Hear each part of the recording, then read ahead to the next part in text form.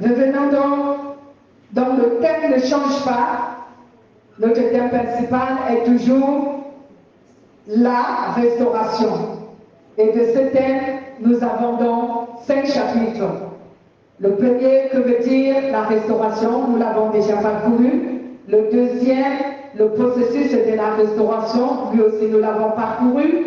Le troisième chapitre, le principe de la restauration, que je venais de réitérer tout à l'heure, que nous avons vu dimanche dernier. Et aujourd'hui, nous continuons notre enseignement avec la restauration et les conséquences du péché. La restauration et les conséquences du péché est le fait que les péchés des hommes produisent des répercussions qui sont ici des conséquences et qui empêchent Dieu de restaurer leur vie. Donc, il y a donc que quand on parle de la restauration et les conséquences du péché, c'est un fait qui nous fait comprendre que les péchés des hommes produisent des répercussions dans leur propre vie. Et ces répercussions, c'est ce qu'on appelle ici les conséquences. Et ces conséquences empêchent que Dieu restaure les vies de ces personnes-là. Ces conséquences produisent donc quoi? Quelles sont les répercussions que produisent ces conséquences? Il s'agit premièrement de l'absence de Dieu dans la vie de l'homme. Donc les répercussions que les conséquences de la vie provoquent dans la vie d'un être humain, c'est l'absence de Dieu dans sa vie. Et également le manque des faveurs de Dieu à l'égard de l'homme, de cette personne dont le péché a embrigadé. Il s'agit également le refus de Dieu de répondre aux prières de l'homme. Parce que quand tu es dans le péché, Dieu ne exauce véritablement pas les prières des pécheurs. La Bible même le dit, que Dieu n'exauce pas la prière des pécheurs. Donc, le refus de Dieu de répondre aux prières de l'homme. Il y a également l'inimitié de l'homme contre Dieu. Quand tu vis dans le péché, ton péché fait de toi un ennemi de Dieu. Tu deviens ennemi de Dieu, même peut-être sans le savoir ou sans le vouloir, mais tu le deviens. Les conséquences du péché ont pour répercussion la malédiction dans la vie de l'homme. Donc la malédiction entrera dans ta vie lorsque tu es un homme qui pratique le péché, tu vas entrer sous la malédiction. Oui, bien-aimé, tu vas entrer sous la malédiction parce que le péché, c'est la malédiction. Et une autre répercussion que provoquent les conséquences de nos péchés, la mort éternelle de l'âme de l'homme. La mort éternelle de l'âme de l'homme. Donc voici donc les 6 points, les 6 étapes ou encore les 6 éléments qui font en sorte que, bien aimé, la conséquence des péchés des hommes est une grande répercussion dans leur vie, de telle sorte que Dieu aura du mal à restaurer les vies de ceux qui vivent dans cette condition. Je vais les réitérer. L'absence de Dieu dans la vie de l'homme, le manque de faveur de Dieu à l'égard de l'homme, le refus de Dieu de répondre aux prières de l'homme pécheur, l'inimitié de l'homme pécheur contre Dieu, la malédiction dans la vie de l'homme et la mort éternelle de l'âme de l'homme. Donc lorsque nous pratiquons le péché, voici tout ce qui va se manifester dans notre vie. et qui aura des répercussions graves, des conséquences graves dans notre vie. De telle sorte que même si nous pleurons devant Dieu, il aura pitié de nous, certes, mais il ne peut pas manifester, il ne peut pas intervenir. Pourquoi? Parce que toutes ces choses l'empêchent d'intervenir. Alléluia. Tout cela l'empêche d'intervenir. Nous allons parler de ça plus en profondeur, chacun de ces éléments. Parlons d'abord de la première conséquence, l'absence de Dieu dans la vie de l'homme. L'absence de Dieu dans la vie de l'homme est le synonyme ou est le symbole de la mort spirituelle. Lorsqu'on dit qu'un être humain est mort spirituellement, c'est que Dieu n'est pas présent dans sa vie.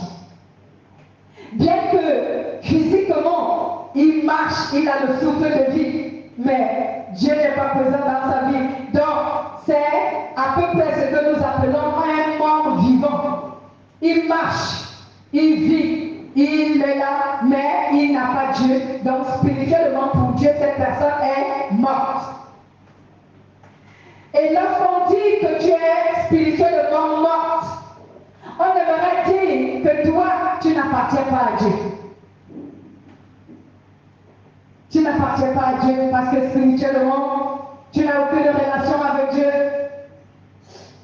Donc, bien aimé, les péchés des hommes empêchent que Dieu soit présent dans leur vie. Et ainsi, Dieu ne pourra pas restaurer leur vie, sauf dans le cas où ces derniers se repentent de leurs péchés et se convertissent en Christ. Ce n'est que le seul aboutissement, la seule voie de sortie pour quelqu'un qui est mort spirituellement et qui veut recevoir la vie. Donc il faut forcément qu'elle se repente et qu'elle se convertisse en Jésus-Christ pour que Dieu ait la possibilité de restaurer sa vie. Mais si la personne ne se repent pas, elle ne se convertit pas, Dieu n'aura aucune possibilité de restaurer sa vie. Même si la parole de Dieu dit que rien n'est impossible à Dieu. Mais je continue à vous dire que Dieu est un Dieu d'ordre. Il a établi les lois spirituelles. Il les respecte et il veut que nous aussi, nous les respections. Ce sont des conditions qu'il a données pour que nous lui appartenions. Il a donné des conditions pour que nous les remplissions pour le permettre lui d'agir ou d'intervenir dans nos vies. Donc si nous ne remplissons pas ces conditions, Dieu, même s'il est Dieu, même si tout lui est possible, il ne va pas violer ses propres conditions. Il ne va pas violer sa loi pour nous faire une faveur. Il ne le fera pas. Voici pourquoi certaines personnes vont se retrouver en enfer, bien que cela déplaise à Dieu, mais ils iront en enfer, parce qu'ils n'auront pas respecté les conditions que Dieu a ici données et disposées pour ceux qui veulent refuser l'enfer, pour ceux qui ne veulent pas aller en enfer. Donc, bien aimé, l'absence de Dieu dans la vie de l'homme est une conséquence du péché et qui empêche que Dieu restaure la vie de l'homme. Amen. Lisons Romains chapitre 3, verset 23 à 24. Romains chapitre 23, chapitre 3 autant pour moi, verset 23 à 24. Allez-y, bien-aimés. Romains chapitre 3, verset 23 à 24. Tous ont péché et sont privés de la présence glorieuse de Dieu. Mais Dieu, dans sa bonté, les rend justes à ses yeux, gratuitement, par Jésus-Christ qui les délivre du péché. Amen. Gratuitement par Jésus-Christ, il les délivre du péché. C'est ce que le Saint-Esprit venait de nous dire tout à l'heure. Que si Dieu est absent dans la vie d'un être humain et que celui-ci voudrait la présence de Dieu dans sa vie, ce qu'il doit faire, c'est qu'il doit se repentir et qu'il se convertisse en Jésus. Dans le cas contraire, sa vie ne sera pas restaurée. Et la deuxième conséquence du péché qui empêche Dieu de restaurer la vie d'un homme, c'est le manque des faveurs de Dieu dans la vie de l'homme. Donc lorsque tu pêches, toi-même tu empêches la faveur de Dieu d'être active dans ta vie. Il y a des gens qui pleurent devant Dieu souvent, mais ils ne savent pas que c'est eux-mêmes qui sont la cause. C'est eux qui empêchent la faveur de Dieu de manifester à leur égard. C'est eux-mêmes qui empêchent que Dieu leur manifeste l'amour. Leur péché a dressé une barrière entre eux et Dieu. Dieu ne peut rien faire. Mais ils sont là souvent en train d'accuser X et Y. Comme dans les églises aujourd'hui où on fait croire aux gens que rien que la sorcellerie a la capacité de bloquer ta vie. Mais ton péché est capable de bloquer ta vie plus que la sorcellerie d'un sorcier. C'est ce que les gens oublient. Le péché est le pire ennemi de l'être humain. C'est lui qui détruit les vies. C'est lui qui bloque les vies. C'est lui qui empêche la grâce de Dieu de manifester pour certains. C'est lui qui empêche la faveur de Dieu d'être active. C'est même lui qui empêche que les anges de Dieu s'approchent d'un être humain. C'est lui qui empêche Dieu. Et bien que le péché, c'est le péché qui empêche Dieu d'intervenir dans nos vies. Alléluia. Arrêtons donc d'accuser le sorcier. Si tu as un péché, le sorcier n'a rien fait contre toi. Quitte ton péché et tu verras que le sorcier n'aura aucun pouvoir. On a sémenti les gens. Et comme les gens aiment ce genre de choses, c'est elle qui te bloque. C'est ton père qui te bloque. C'est ta mère qui te bloque. C'est ton voisin qui te bloque. C'est lui qui te bloque. Non, c'est ton péché qui te bloque et qui te soumets à la souffrance. Ce n'est personne d'autre que ton péché.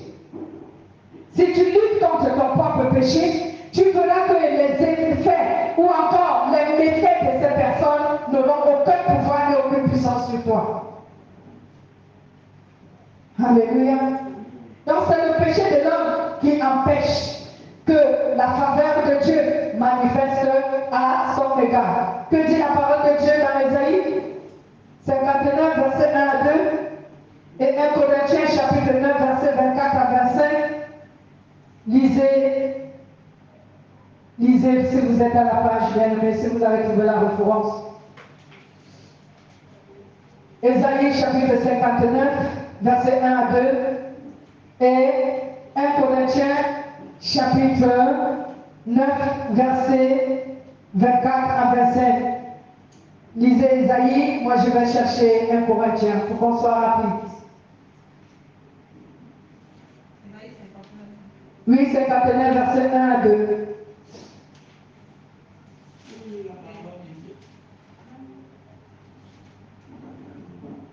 Lisez rapidement de Jérémie. Ésaïe 59, verset 1 à 2. Pensez-vous que le Seigneur n'ait pas le bras assez long pour vous sauver, ou qu'il ait l'oreille trop dure pour vous entendre? En réalité, ce sont vos torts qui dressent une barrière entre vous et votre Dieu. Ce sont vos propres fautes qui le poussent à tourner la tête pour ne pas vous écouter. Amen. La parole de Dieu est claire. Ce sont nos fautes qui font en sorte que Dieu détourne de nous ses regards et qu'il n'intervienne pas à notre faveur. Imaginez-vous, je vais vous donner un exemple biblique.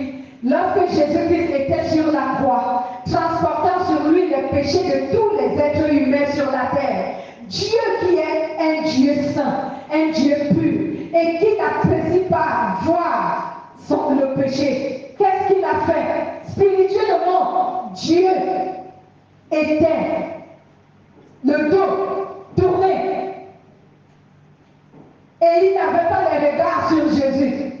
Et Jésus a crié, il a dit, Père, pourquoi m'as-tu abandonné?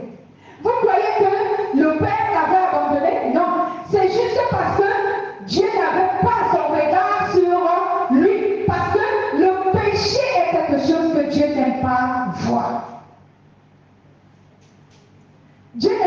le péché. Quand il y a le péché quelque part, qu'est-ce qui se manifeste, bien-aimé? C'est connu comment, et dans le spirituel, le péché est ténèbres. Le péché est l'obscurité. Quand quelqu'un est dans le péché, il est noyé dans l'obscurité. Et vous-même, vous voyez souvent, naturellement, quand tu es dans l'obscurité, qui peut t'apercevoir? Et les gens ne peuvent même pas t'apercevoir ni te voir. Tu deviens invisible. Et si tu es invisible, comment tu voudrais que ta vie puisse marcher? Rien ne va fonctionner. Peu importe ce que tu as entrepris faire, ça ne marche pas.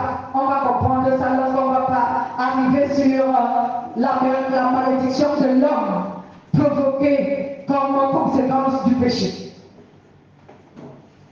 Alléluia. Donc Dieu dit que ce n'est pas lui qui se refuse de nous manifester sa faveur, mais ce sont nos péchés qui empêchent Dieu, qui nous privent de sa faveur. Nos péchés nous privent de la faveur de Dieu. Ce n'est pas Dieu qui refuse de nous faire une faveur, mais ce sont nos péchés qui nous privent de la faveur de Dieu.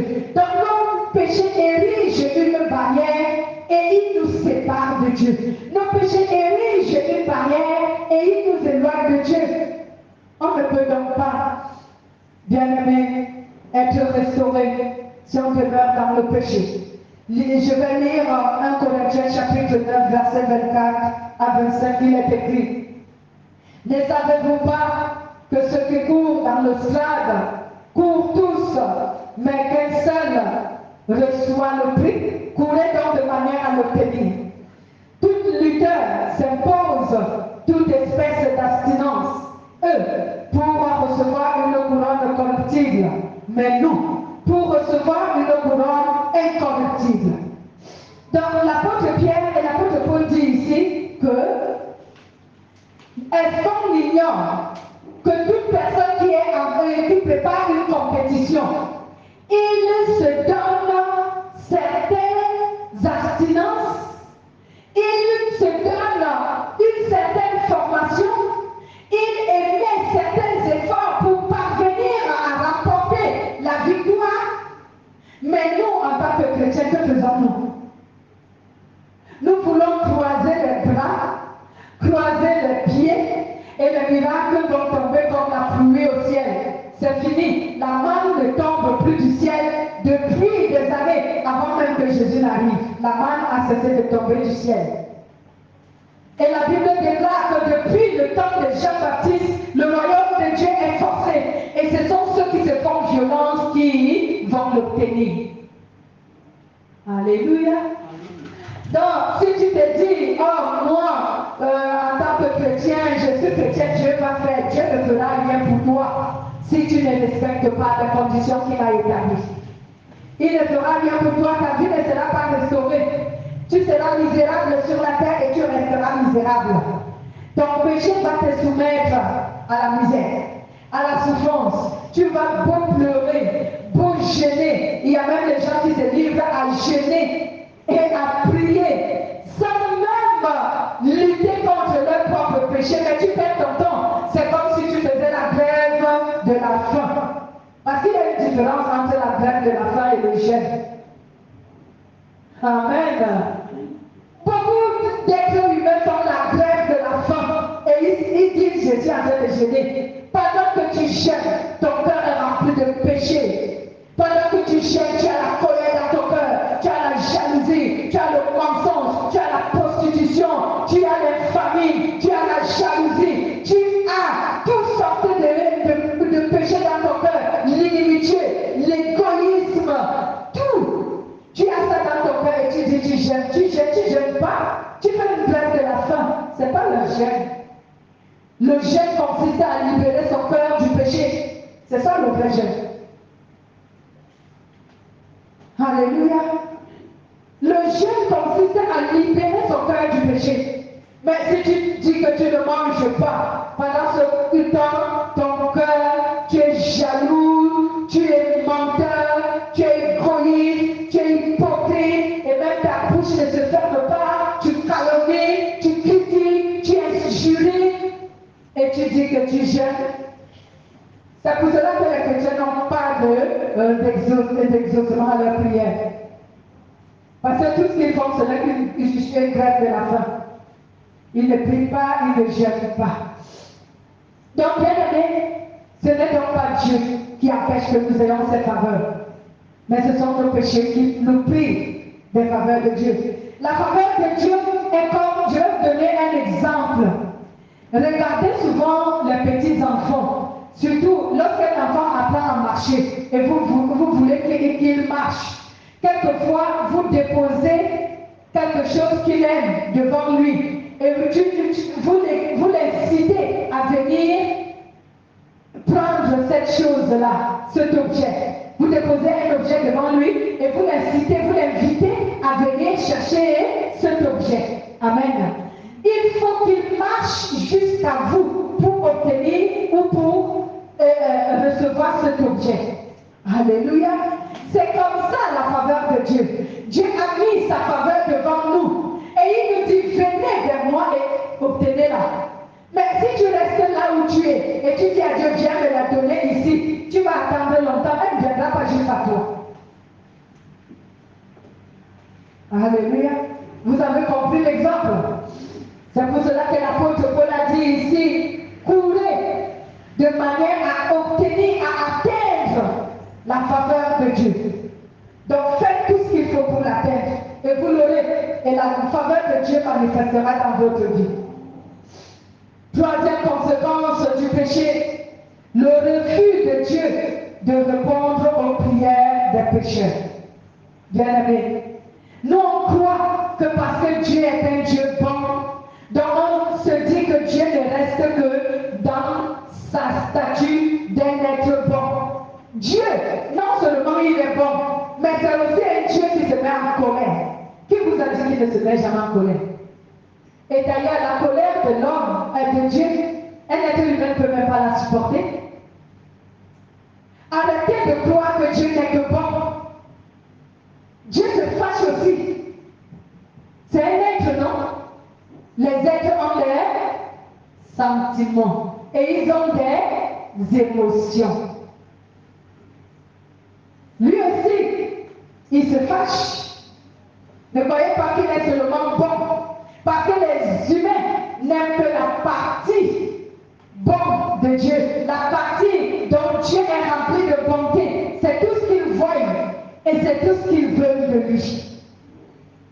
Job avait dit à sa femme, tu es une femme insensée. Nous recevons de Dieu le bien.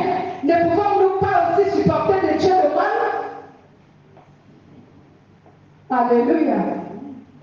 Donc Dieu, non seulement il est bon, mais lui aussi, il est aussi un Dieu qui se met en colère. Donc si vous voyez que rien que la bonté de Dieu se manifestera, vous êtes trompés. Vous demeurez dans votre péché et vous dites Dieu est bon. Dieu va comprendre. Il va comprendre pourquoi j'ai commis ce péché. Ah bon? Ah bon? Donc Dieu va comprendre pourquoi tu as commis ce péché. Dieu il va me comprendre. Tu sais, je n'avais pas de choix. Je n'avais pas de choix. Il fallait que je le fasse. Dieu va me comprendre. Dieu ne va rien comprendre. Parce qu'un être humain a toujours un choix. On a toujours un choix. Mais non, nous ne voulons pas choisir ce qui nous fait mal. Nous ne voulons pas choisir ce qui nous touche. Nous ne voulons pas choisir ce qui nous fait souffrir. Non, on choisit toujours ce qui nous arrange, ce qui nous caresse, ce qui nous dorlote. C'est ce qu'on souhaite. C'est ce qu'on fait comme choix. Et on dit, Dieu va comprendre pourquoi j'ai fait ça. Je n'avais pas de choix. Tu avais le choix.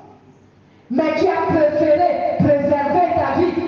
Tu as préféré préserver ta chair. Tu as préféré préserver ton avantage au lieu de choisir d'honorer Dieu et de faire ce qu'il faut. Tu as choisi de commettre le péché pour préserver ta vie et glorifier ta chair au lieu de glorifier Dieu. Et de souffrir pour un si petit temps pour Dieu.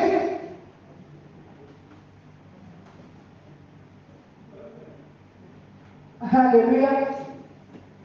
Nous refusons souvent de souffrir pour un si petit temps pour Dieu. On préfère nous donner des avantages pour échapper à toute souffrance.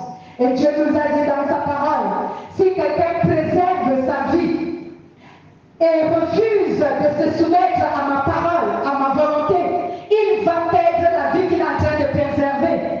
Mais celui qui va accepter de perdre sa vie, de souffrir pour moi, lui, il va retrouver la vie qu'il a perdue en acceptant de souffrir un si petit temps pour moi. C'est ça, la colère de Dieu, bien-aimé. Personne ne peut supporter la colère de Dieu. Alléluia. Donc ici, si Dieu refuse donc de répondre à nos prières, c'est parce que les prières d'un homme pécheur sont impures et désagréables. Ces prières sont comme une cacophonie aux oreilles de Dieu. Les prières d'un homme pécheur ne sont pas agréables. Si tu entends un homme pécheur prier, si tu es saint, tu ne vas même pas vouloir l'écouter même une seconde de plus. Parce que ces prières sont tellement impures. Elles sont blessantes. Elles sont désagréables. Tout ce qui sort de sa bouche n'est que péché. Un parfum de mauvaise odeur.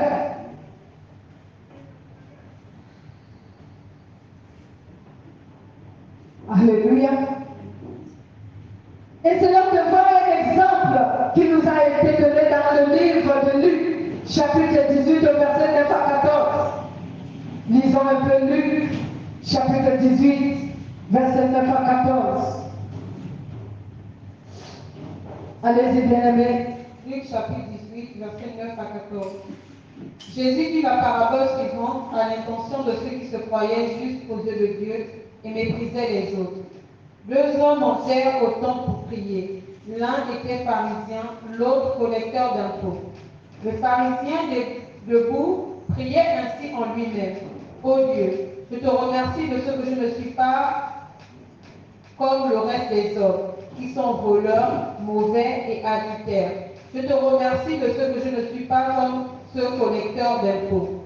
Je jeûne 2 fois par semaine et je te donne le 10e de tous mes revenus.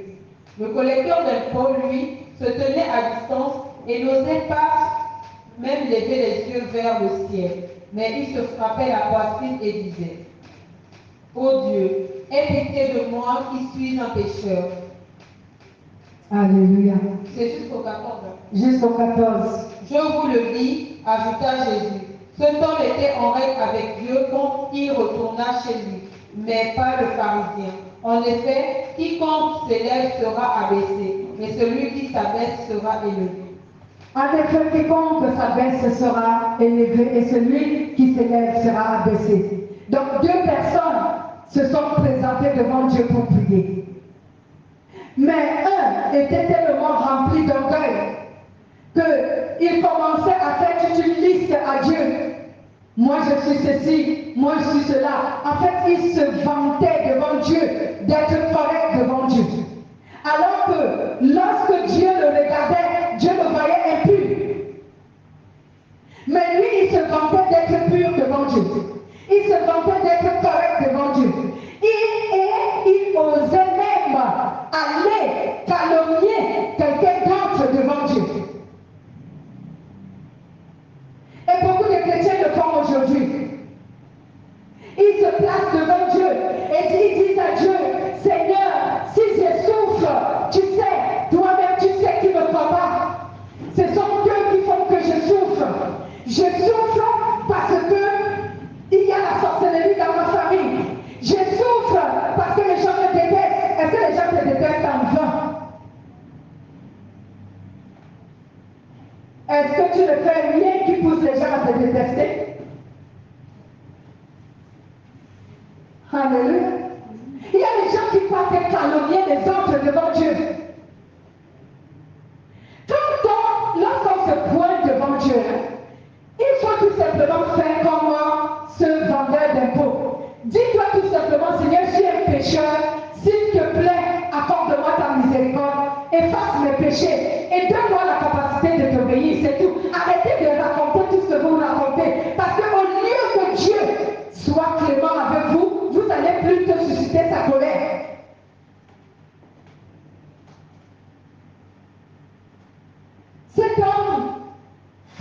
toute une liste à Dieu. Et beaucoup de chrétiens le font, comme s'ils ont le droit de tout demander, tout cela à Dieu. Ce n'est pas parce que Dieu a dit que demandez-moi tout ce que vous voudrez et vous l'obtiendrez. Mais si c'était le cas, pourquoi certains n'obtiennent pas? Et quelque part dans la Bible, il est aussi dit que vous demandez pour satisfaire votre ego. C'est pourquoi je ne vous donne pas. La parole de Dieu est complexe. Ne lis pas seulement un seul verset de la Bible et crois que tu es dans la vérité. Il y a un autre qui le complète. Alléluia. Donc, arrêtons de croire que, bien-aimés, nous demeurons dans le péché et on se place devant Dieu et disant on prie et on croit qu'on va recevoir l'exaucement. Jamais. La Bible déclare dans le livre de Jean, chapitre 9, verset 31, Dieu n'exauce pas la prière d'un pécheur. Tu peux même rester devant Dieu du matin au soir, du 1er janvier au 31 décembre, il ne va pas te répondre.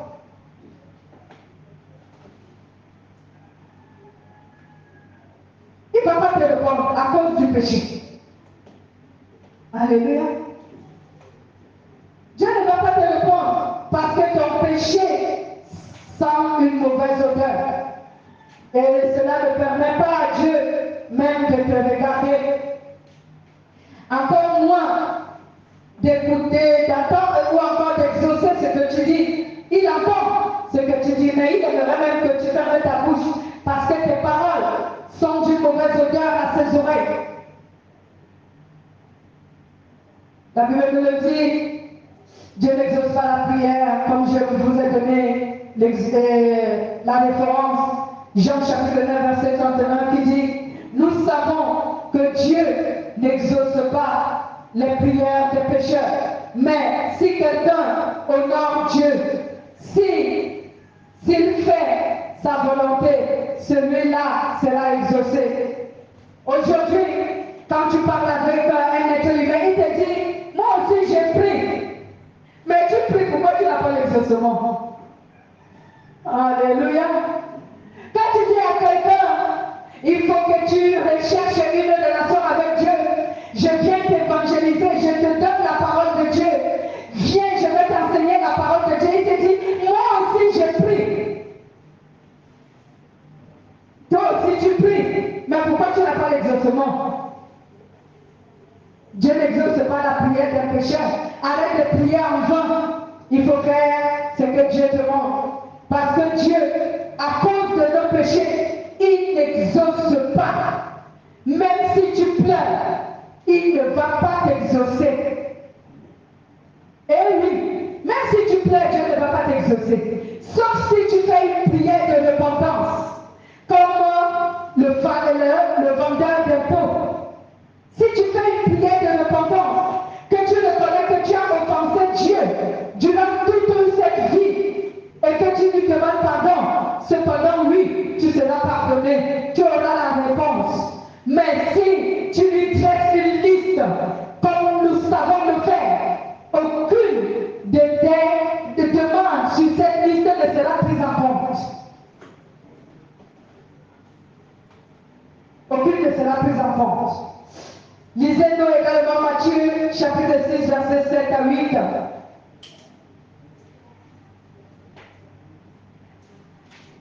Aujourd'hui, les gens vont à l'église comme s'ils vont dans un cinéma. Ils vont regarder le théâtre.